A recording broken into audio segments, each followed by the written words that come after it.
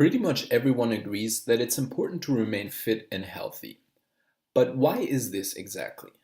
In this lesson, I want to define why fitness is so beneficial because you will have much greater motivation to pursue a fit and healthy lifestyle if you have all the benefits right in front of you. The first and probably most important point to fitness is your health.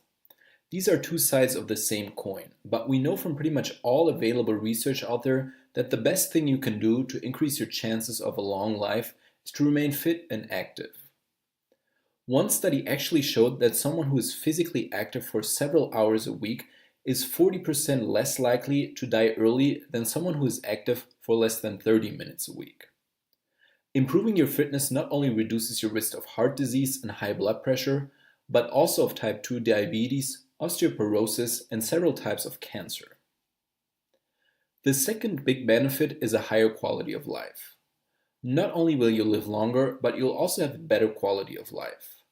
Exercising and dieting correctly will give you more energy for everything from work to chores at home, which also means you'll have more energy to spare after work when it's time to have some fun.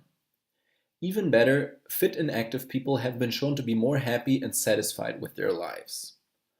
Also, remaining fit as you age reduces your risk of falling, which is quite a big risk for the elderly.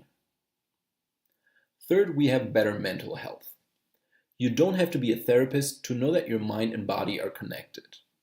Our mental health is directly linked to our physical health, and maintaining both will mean you reduce your risk of depression while improving stress levels and your ability to focus.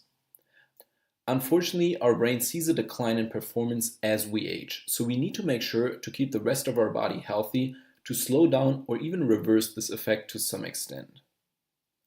And lastly, staying fit will save you a lot of money in the long run.